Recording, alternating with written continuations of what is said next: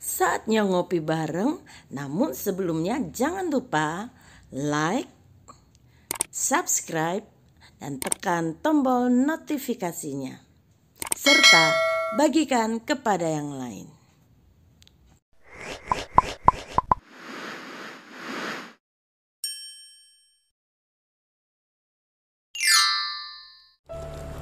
Jangan anggap remeh dosa kecil.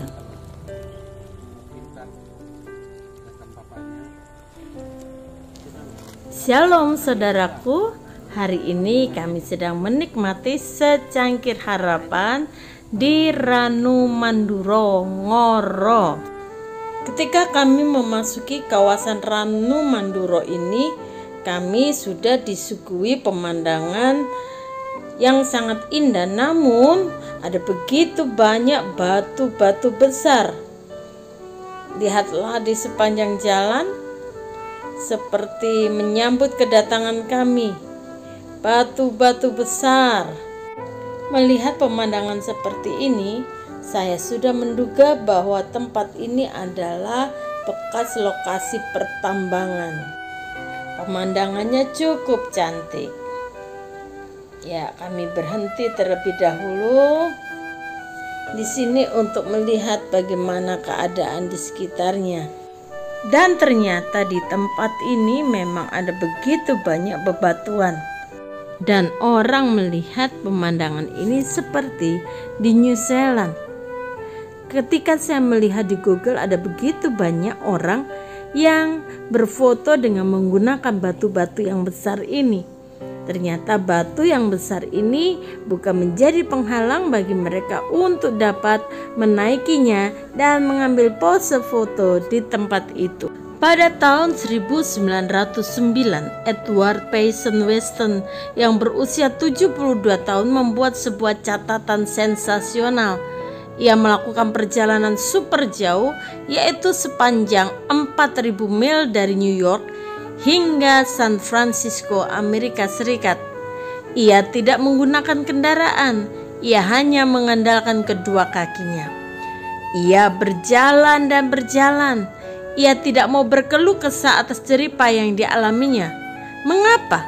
Karena secara pribadi ia menghendaki perjalanan itu. Ia harus berani menerima setiap resiko yang harus dihadapinya. Banyak pengalaman suka dan duka yang dialami oleh Edward Payson Weston dalam perjalanannya. Banyak rintangan dan tantangan yang harus dia hadapi, namun ia tetap berjalan hingga tujuan. Perjalanan super jauh itu menggegerkan dunia.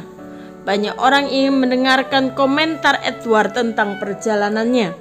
Dan setelah berhasil mencapai garis finish dari perjalanannya itu, wartawan mewawancarainya tentang tantangan terberat yang dihadapinya dalam menempuh perjalanan super jauh tersebut.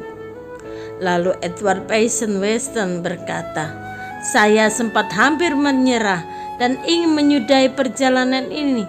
Saya menyerah bukan karena lelah, panas matahari atau karena jalanan yang terjal dan berbatu. Namun itu dikarenakan butiran pasir yang masuk ke dalam sepatu saya. Hal itu sangat mengganggu dan membuat saya tersiksa." Saudara, kisah pasir dalam sepatu Edward dapat menjadi inspirasi bagi kita untuk tetap berhati-hati di dalam menjalani kehidupan ini. Kitab Amsal pasal yang keempat, ayat yang ke-14 sampai ayat yang ke-15. Janganlah menempuh jalan orang fasik dan janganlah mengikuti jalan orang jahat. Jauhilah jalan itu, jangan melaluinya, menyimpanglah daripadanya dan jalanlah terus. Saudara, dalam hidup ini seringkali kita waspada penuh terhadap dosa-dosa yang kita anggap besar yang sudah jelas di depan mata. Kita tidak merampok, kita tidak mencuri, kita tidak membunuh. Tetapi seringkali kita terjatuh pada dosa-dosa yang seolah-olah tidak kita lihat, yaitu dosa-dosa yang kita anggap dosa kecil. seperti berkata-kata dalam hal yang tidak pantas, bergosip, mulai main-main dengan kesetiaan terhadap pasangan. Mata dipergunakan untuk melihat yang tidak benar, mulut yang selalu mengumbar kebohongan, dan memakluminya sebagai hal yang manusiawi yang semua orang juga melakukannya. Terdapat begitu banyak anak-anak Tuhan yang jatuh bukan karena tersandung kepada masalah yang besar, tetapi justru karena terpeleset akan hal-hal yang kecil. Saudara, mari kita menjaga kekudusan kita. Biarlah kita tetap berwaspada pada godaan untuk berbuat dosa, walau hal tersebut mungkin sangat sepele menurut pikiran manusiawi kita. Jangan sampai apa yang telah kita capai selama ini harus hancur berantakan gara-gara butiran pasir dalam sepatu kehidupan kita.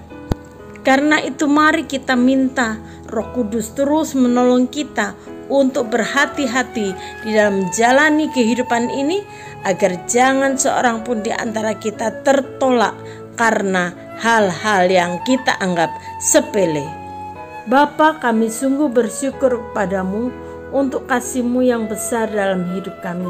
Terima kasih untuk kebenaran-Mu hari ini yang mengingatkan kami agar kami berwaspada dalam segala keadaan, supaya kami terus berjalan di dalam jalan kebenaran-Mu dan tidak menempuh jalan orang fasik dan menganggap semuanya itu manusiawi karena orang lain juga melakukannya.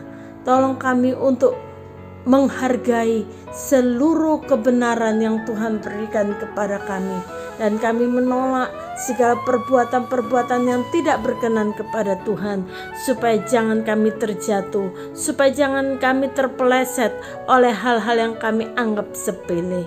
Kuasai hati dan pikiran kami Tuhan, dan kami bawa seluruh kehidupan kami kepadamu di dalam nama Tuhan Yesus HaMasiah. Haleluya, amin. Ingat bahwa bukan hanya kesalahan-kesalahan dalam hal-hal besar saja yang dapat memunahkan kesuksesan hidup kita.